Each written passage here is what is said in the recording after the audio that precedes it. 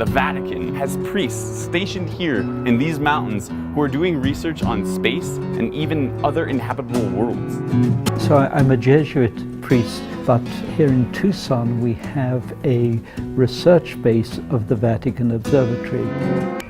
So the Vatican Observatory has ties that go back several hundreds of years. But why I find this story particularly interesting now is when I heard about it, I called my friend Dave. He's been a science journalist longer than I could possibly remember. You mentioned this last week. I'd never heard of them before. I asked some people out here, and they basically said, what? Very few people, space journalists even. I just find that really weird.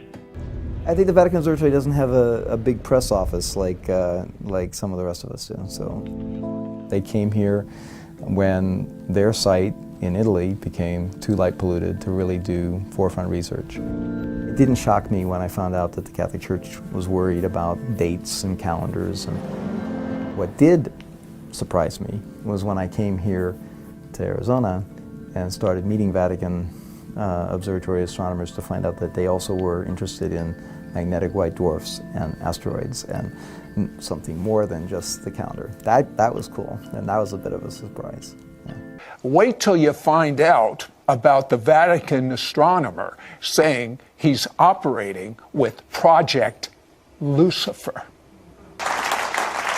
Okay, I promised you we would find out this great Catholic astronomer, the #1, is operating with something called Project Lucifer.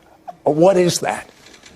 Well, up on top of Mount Graham in Arizona, there's an observatory complex. It consists of 3 very high-powered telescopes. One is the Vatican Advanced Technology Telescope. There's a radio telescope, and then there's one called the Large Binocular Telescope.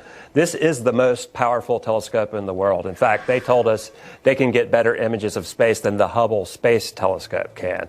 Now, attached to this telescope is an infrared camera named Lucifer, which is really a kind of an odd name for a camera. And from the information that we gathered, this thing was named by the Max Planck Institute and some German astronomers. But the Vatican is part of this conglomerate up there, that they're all working together.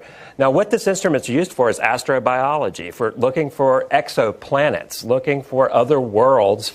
And the infrared spectrum is also very useful for seeing things that can't be seen with the naked eye. And many UFO researchers have noted that you can see a lot of ships and entities that you normally can't see.